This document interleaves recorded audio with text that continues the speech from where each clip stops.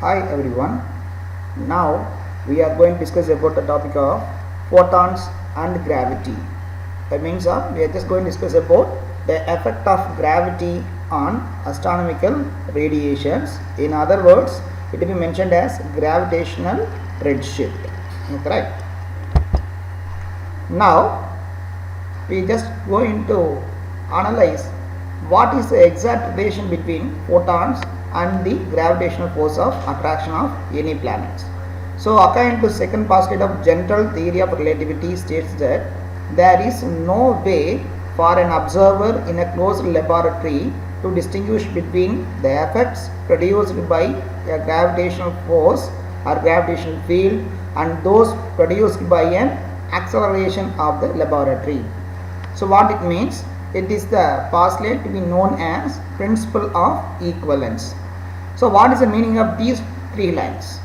You just consider that if a person or a man is inside a closed elevator car in outer space, if suppose the car is suddenly accelerated upwards, you just think about it, if the car is accelerated upwards, whereas a person or an observer to be actually the person inside the elevator to be named as an observer because he observes what is happening.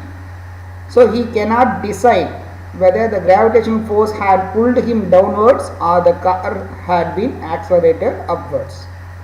So that is the concept of second postulate of general theory of relativity. So this postulate follows from the experimental observation that the inertial mass of the body is always exactly equal to its gravitational mass. So this is the happening for a particle which is acting with respect to gravitational force of attraction. Now we are just going to introduce the concept for photons or the light. So the most interesting prediction of the general theory of relativity is that the light passing near a large mass will be bent. So you just notice the example. So the following two lines of reasoning lead to the conclusion that light should be affected by gravity.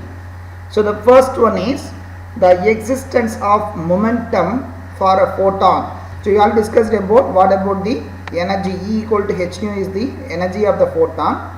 So otherwise you say the word in reverse, energy equivalence if you apply then equal to mc square. So you know this formula, very simple. Whenever you say mass will be equal to E by c square. So it represents photon have a mass. So when a system have a mass, definitely it have its own momentum. So P will be equal to mv.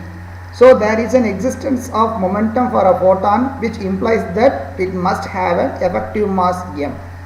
So this can be easily computed by mass energy relation. So just because of gravitational mass is inseparable from inertial mass, light also to be subjected to the effect of gravity. Correct? So this is the concept of how the photons are affected or deflected by gravitational force of attraction. Now you consider the example what we have shown on this figure. A person who is inside a spaceship, so he is an observer here. You just find we have a pinhole gap will be there. So when the light is passing through it, so an observer is inside the spaceship, when the spaceship is accelerated towards upward, he noticed that light starts bending. So how it is possible? So an observer who is inside the spaceship which is accelerated towards upward direction is going against the gravitational force of attraction, it was noticed that the light start bending because of force of attraction, gravitational force of attraction. So the bending of light is due to the motion of the rocket ship. During the period of time it takes the light to travel from the entrance hole to the far side. Okay, right? Basically we are expecting that light will be traveling in a straight line, but because of the acceleration of the spaceship and then the acceleration due to gravity of the planet, it is expected that the light should be benter. So whereas if we consider the principle of equivalence, so it says that an observer who is inside the spaceship, we couldn't distinguish the effect of acceleration or the effect of gravity when he is on the surface of the large planet. So this will be happen. So as per the principle of equivalence, if the same condition will be happen if a person who is on the surface of the planet. So the curvature of the space-time will cause a light ray to be bent in the direction of acceleration due to gravity. So this affects how the light energy may be bent or to be deflected by the application of gravitational force of attraction. Now we are just going with the case of photons and gravity. So now we are just implying the condition with respect to the example given here regarding the effect of influence of gravitational potential or gravitational force of attraction of the planets over the photons. So just consider the application here. So we have a star just far away from the sun. A light is emitted from the star. It just start moving towards the sun in a straight line, whereas it was noticed that due to the force of attraction of the larger planet like sun, the light energy will start bending by means that we can observe the light on the surface of the earth. So the bending of light in a gravitational field is observed in the deflection of light from the stars moving past the sun.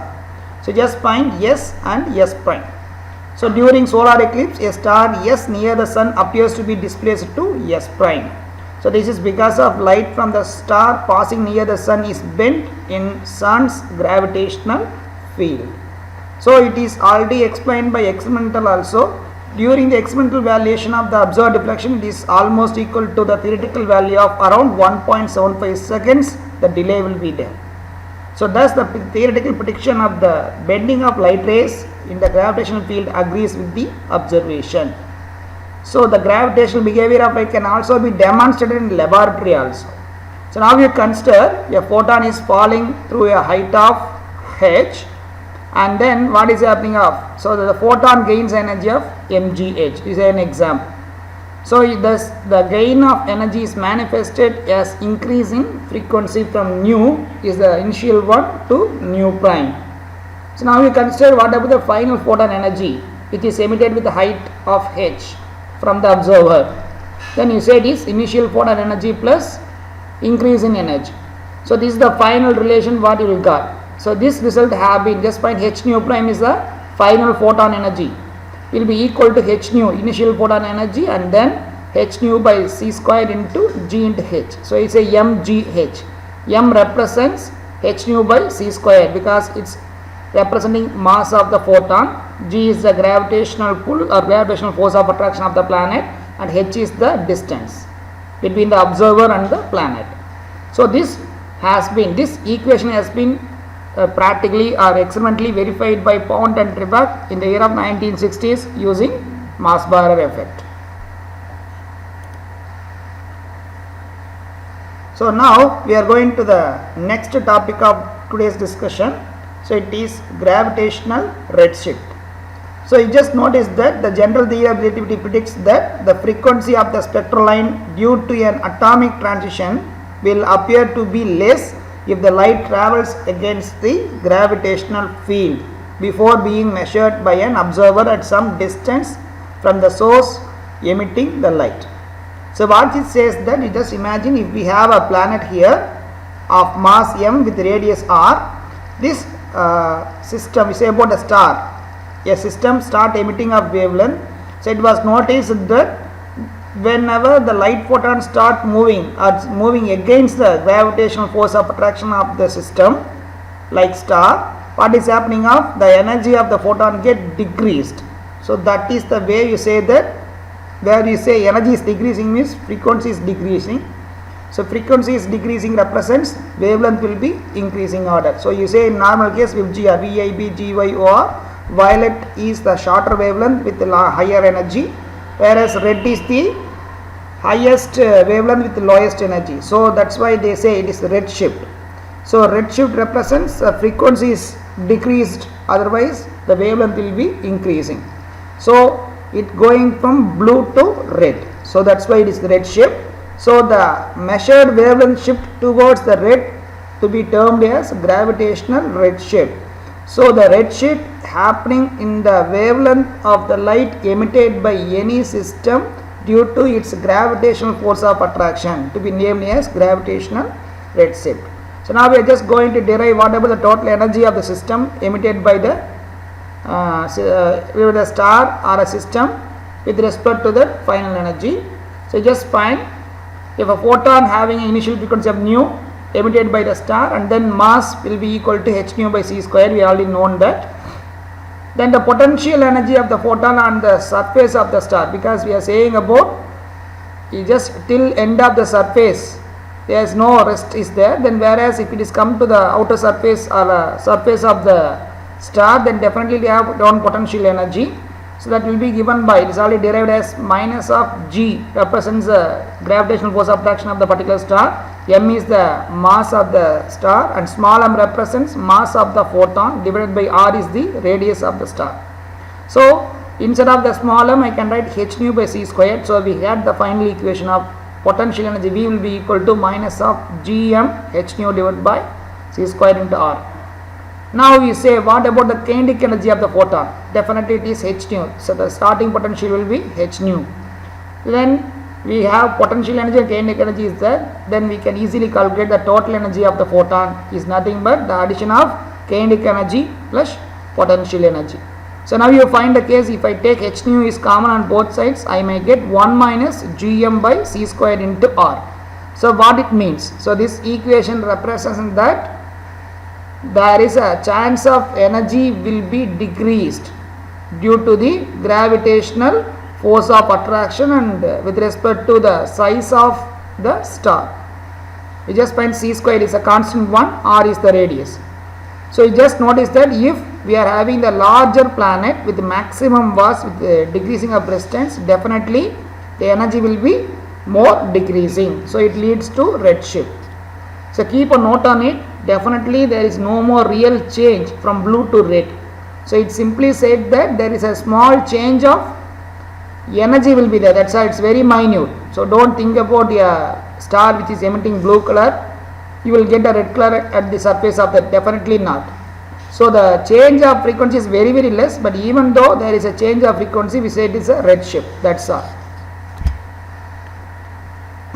So now we are just going to analyze what about the relative change of frequency between the energy emitted by the star to the observer.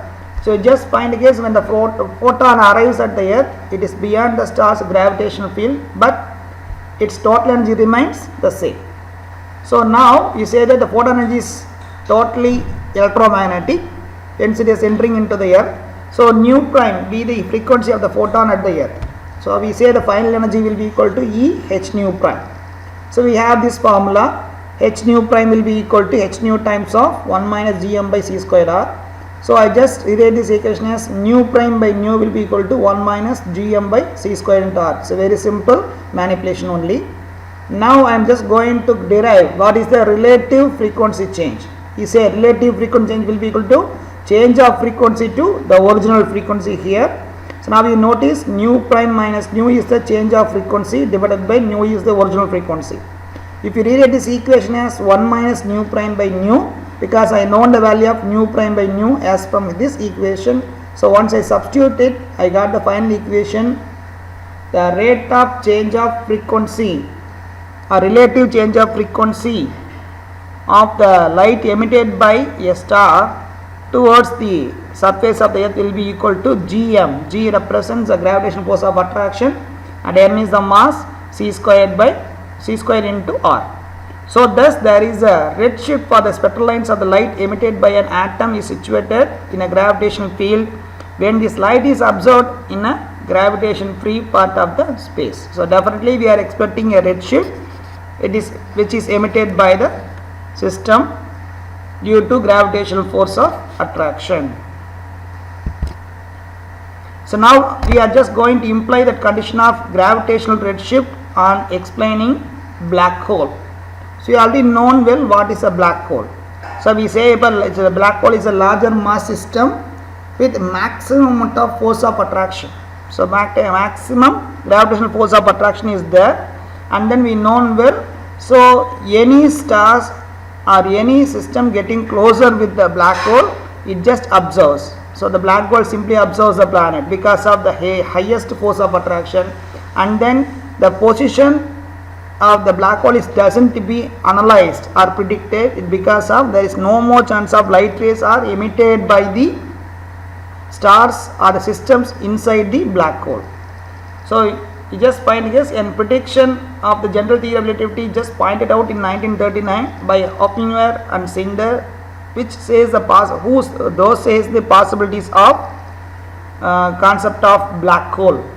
So now you consider if a star is so dense, by means that we have the term gm by c squared r is greater than or equal to 1. So what is the condition now? So it condition says that the relative change of frequency to original frequency will be equal to 1. So that is the condition. So during that condition, we can notice that there is no chance of photon can ever leave the star. So that is the condition what we are expected. So such a star cannot radiate and it would be invisible. Otherwise we say it is a black hole in the space. So that is is about the theoretical prediction what is given with respect to the analysis of photons and its gravitational force of implication. So you just think about the case. What about the question now? How much is the large of the star, or you say would have a mass m to be, and how small would the radius have to be in order to escape the gravitational force of attraction from the particular star. So just imagine suppose a star emitting of radiation, so wavelength frequency nu with wavelength lambda, then what must the minimum escape velocity to come out from the system against its gravitational force of attraction. So by theory it was subjected that Rs, you just find delta nu by nu, if I say in minimum example is equal to 1, and then its Rs represents the minimum say about the escape velocity so the radius, the minimum radius required to come out from the system will be given by the equation 2 gm times of c square. If I say delta nu by nu is 1, that is the minimum condition. So the term Rs is represented as, this expression was derived by Schwarzschild. So the term Rs is represented as Schwarzschild radius. Okay. So now we have certain predictions regarding the black hole. Since a black hole cannot obviously be seen in the usual sense, so evidence for its existence can only be indicated by the effect on matter and its vicinity. This is the first one. And then a black hole that is a member of a double star system, for an example, will manifest its presence by its gravitational effect on other member. So as like the ionic molecules, so you say the case we have two stars are combined together to have a black hole, so it's a double star system. Each and every star have its own force of attraction against the other, by means that there is no chance of light emitted by the stars are coming out from the system. So by means that it become invisible. So the another possibility would be to observe the X radiations given off by the charged particles as they are accelerated towards the black hole. So there is a chance of, because of heavy force of attraction, all the photons are attracted towards the center of the black hole, by means that there is no chance of light to be emitted from the system. So then we couldn't be visible in nature. So these are the predictions what is followed by the concept of photons and its force of attraction with respect to gravitational field.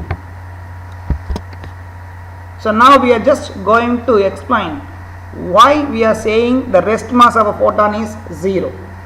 So we already known well, we just find the case of a photon travel with the velocity of light. So and then we just find case of relativistic expression for momentum P will be given by m0v divided by 1 by root of 1 minus v squared by c squared is the formula what we got regarding the relativistic momentum of the system, whereas if we go for general it is P equal to mv. Here m0 represents the rest mass of the photon and v is the velocity of the photon. So by general case we already known well, P will be equal to h by mv, otherwise it's h by lambda. So as per the hypothesis given by de Broglie, so P will be equal to h by lambda, and then if you equate these two terms, so what you will get, you got the final equation of m0 represents the rest mass of the photon will be equal to h by nu lambda times 1 minus v lambda times 1 minus v square by c square. If suppose we say for a photon v equal to c, in vacuum we already known well the velocity of photon will be equal to c. So by which represents that v square by c square will be equal to 1. So 1 minus 1 will be 0. So by means that the total term will become 0. So we say m0 is 0. So hence it is proved that the rest of the mass of the photon will be 0. So correct. So this is one of the predictions what we have regarding the rest mass of photon will be 0, because a photon is always in motion. There is no rest for photon. So this is one of the important properties of photon. So by following up these topics, we have to solve the problems given here. Regarding the first problem, calculate the Schwarzschild radius of a black hole of mass m 20 in 10 power 6 times of m0. So m0 represents mass of the sun. So with the value of mass are also given. Just note down that, and g is the gravitational force of attraction. Okay, right. So you just use the formula of R is equal to 2gm divided by c square, then you got the solution. It's a very simple substitution of the values, you can get the result. So then the next problem is we have to find out what about, so the sun of mass 2 in 10 power 30 kg and its radius is 7 in 10 power 8 meter. Find the gravitational redshift in light of wavelength 500 nanometers emitted by the sun. So here we are just going to identify relative change of frequency. Okay, right? So once you get the solution, you just find out the result. So whenever you just substituting of Schwarzschild radius, we have this formula 2gm by c square. So once you substitute 2, g is the gravitational force of attraction of the earth, that is 6 and the value is given here. And then regarding mass of the black hole, they said is 20 in 10 power 6, the 20 in 10 power 6 times of m0. So they given the value of m0 here. So if you substitute these two, you will get the final solution of mass of the black hole will be 3.909 in 10 power 37 kg.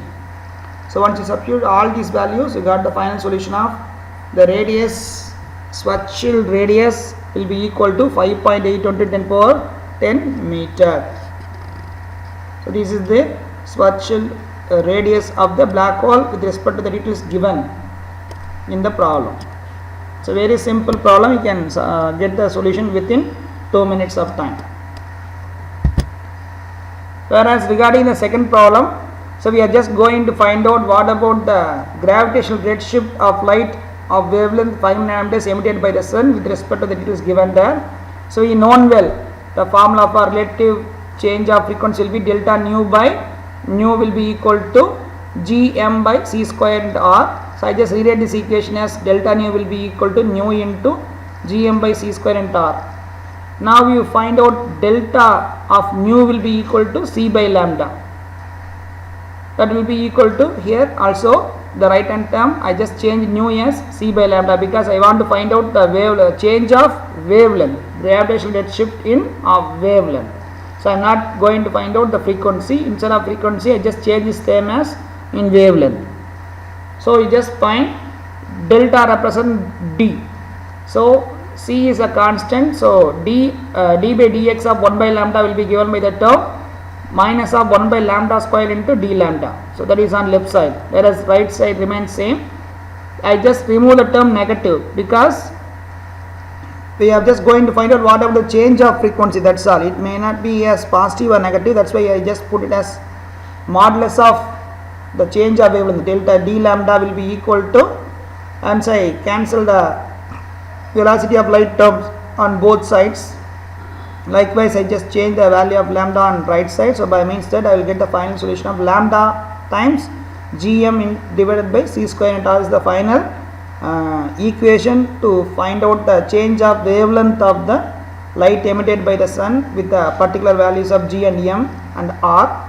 So once I substitute the values of lambda is 500 nanometers, it is 5 × 10⁻⁹, and G is the gravitational force of attraction, that is we have just already derived in the earlier problem, it is around 6.7 × 10⁻11, and then M representing mass of the sun, it is 2 × 10⁻30, to be divided by C squared. You know the formula, C is a constant, so it is 3 × 10⁸ the whole square, and then R is the radius, so it is 7 × 10⁸.